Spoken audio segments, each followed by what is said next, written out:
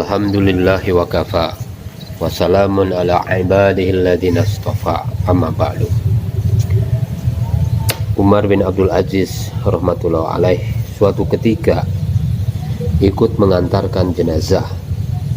Setelah sampai di pekuburan, ia terpisah dari rombongan lalu duduk sambil memikirkan sesuatu.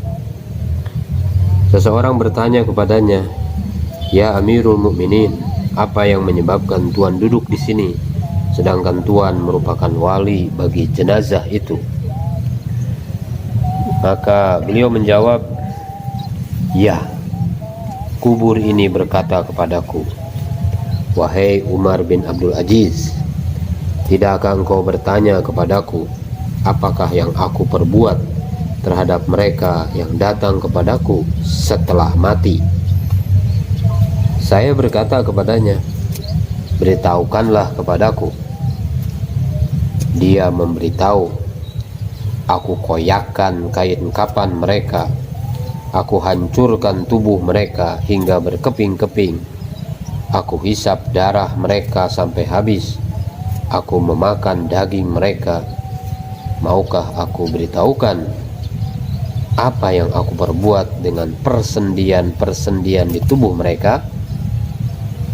Aku memisahkan tangan mereka dari bahu, tangan mereka dari lengan, punggung dari tubuh, paha dari pinggang, lutut dari paha, betis dari lutut, dan telapak kaki dari betis." Setelah itu Umar bin Abdul Aziz rahmatullah alaih menangis lalu berkata, "Kehidupan dunia begitu singkat, tipu daya dunia sangat banyak. Yang hebat di dunia akan menjadi hina di akhirat. Yang kaya di dunia fakir di akhirat. Pemuda di dunia cepat menjadi tua. Yang hidup di dunia tidak lama lagi akan mati. Jangan biarkan dunia menipu dengan menarik perhatianmu, padahal kamu selalu melihat betapa cepat dunia berpaling dari orang yang mencintainya. Hanya orang yang bodoh saja yang mudah terperangkap dan terpedaya oleh dunia.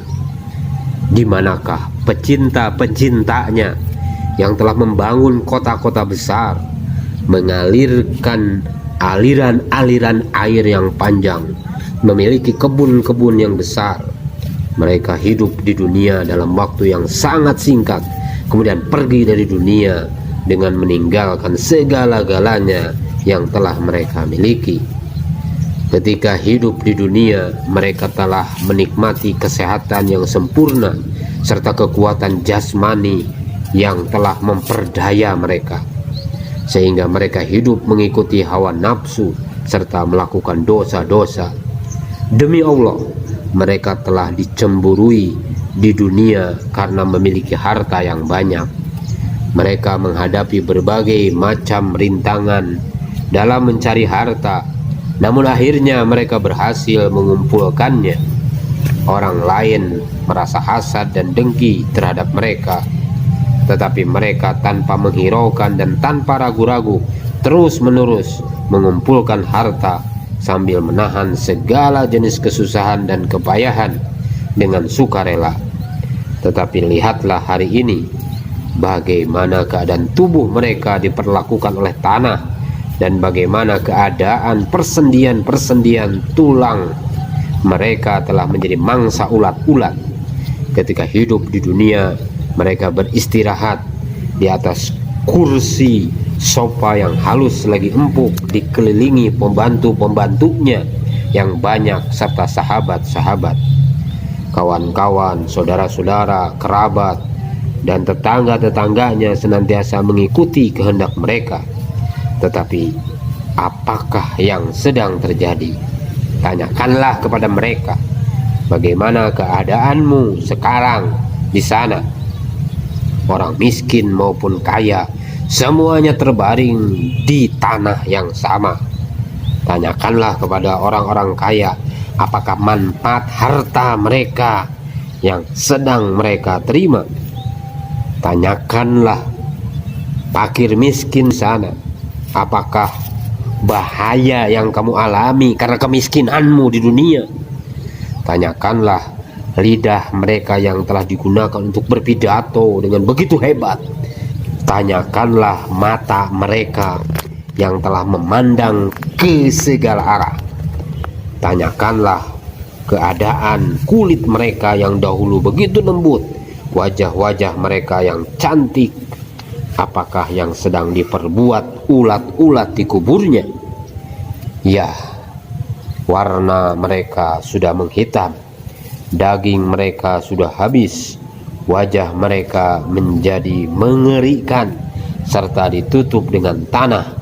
Anggota-anggota tubuh mereka terpisah satu sama lain, persendian-persendiannya terputus. Oh, di manakah pembantu-pembantu mereka yang senantiasa menyahut, "Lebaik tuanku, saya datang tuanku"? Di manakah kemah-kemah dan kamar-kamar yang mereka telah gunakan untuk beristirahat? Di manakah harta benda dan kekayaan mereka yang telah mereka simpan dengan apik? Pembantu-pembantu itu tidak bisa memberi bekal apa-apa untuk makanan di dalam kubur. Di dalam kubur tidak dihamparkan alas tidur, tidak disediakan bantal, tetapi dibaringkan di atas tanah saja. Tidak juga dihiasi taman-taman bunga atau buah-buahan. Alangkah sedihnya ia ditinggalkan seorang diri di dalam gelap gulita. Kini siang dan malam sama saja baginya. Ia tidak lagi dapat berjumpa dengan kawan-kawannya, tidak dapat menjemput siapapun. Aduhai, berapa banyak orang-orang di dalam kubur yang semasa hidupnya di dunia mempunyai tubuh yang tegap dan indah, lelaki yang tampan, perempuan yang cantik jelita, tetapi kini tubuh mereka hancur, anggota-anggota badannya sudah terpisah satu sama lain. Mata yang dulu cantik jelita kini keluar dari lubangnya, bahu sudah terpisah dari tubuh, mulut telah penuh dengan bau busuk dan tanah. Binatang-binatang melata sedang bergerak di seluruh tubuhnya. Mereka tinggal dalam keadaan begini, sementara pasangan mereka sudah menikah lagi dengan orang lain dan berada dalam kesenangan.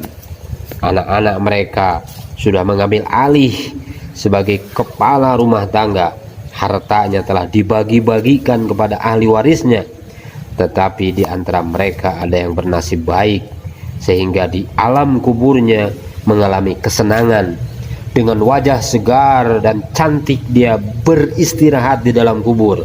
Mereka itulah orang-orang yang mengutamakan cita-cita akhirat di atas cita-cita dunia. Mereka mengumpulkan bekal untuk dirinya sebelum masuk ke alam kubur ini. Wahai orang yang esok hari pasti masuk ke dalam kubur, wahai orang yang esok hari pasti masuk ke dalam kubur, perkara apakah yang menjadikan kamu terperangkap dalam urusan duniawi?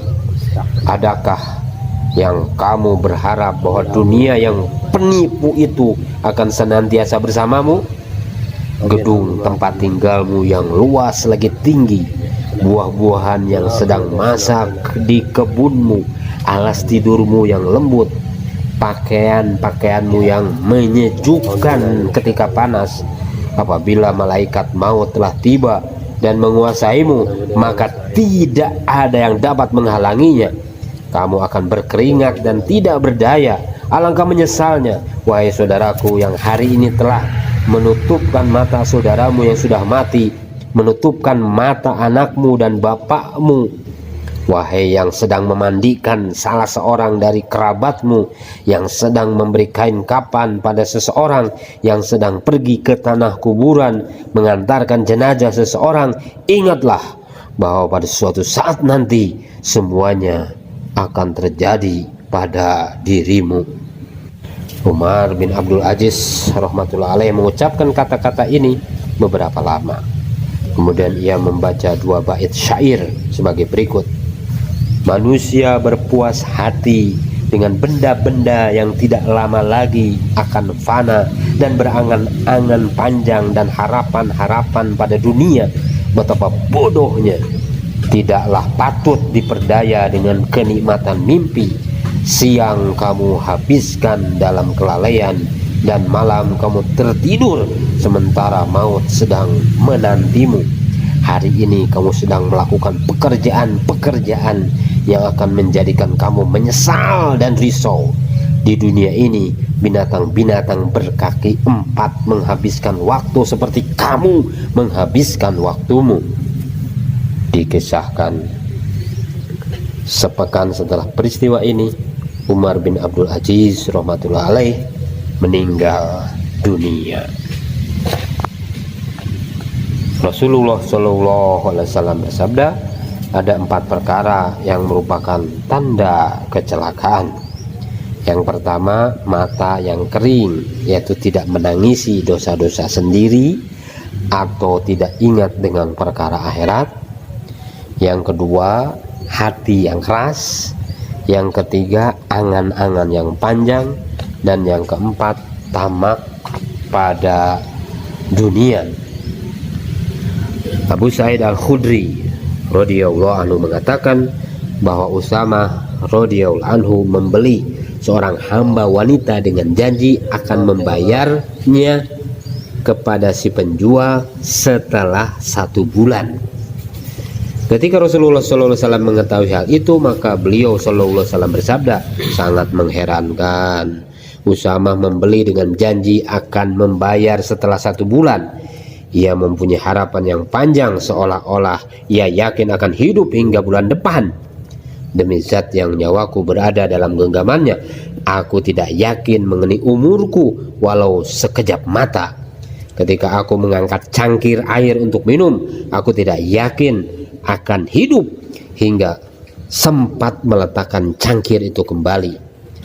Apabila aku makan 1 suap makanan, aku tidak yakin akan hidup hingga aku sempat menelannya.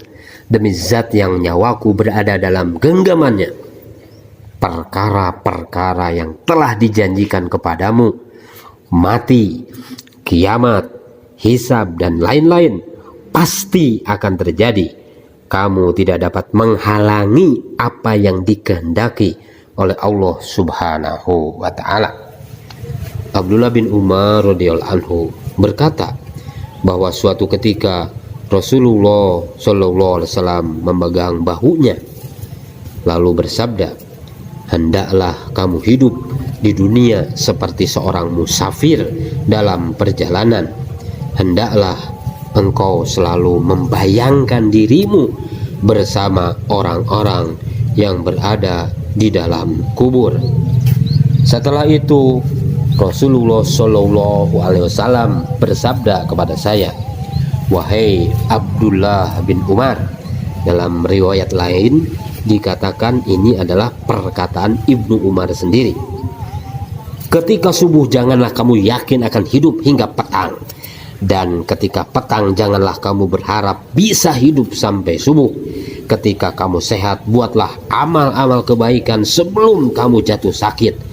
Buatlah persiapan untuk mati ketika kamu masih hidup, sebab kamu tidak mengetahui dinamai apa kamu esok hari, yaitu tidak diketahui apakah tergolong orang soleh atau orang yang malang.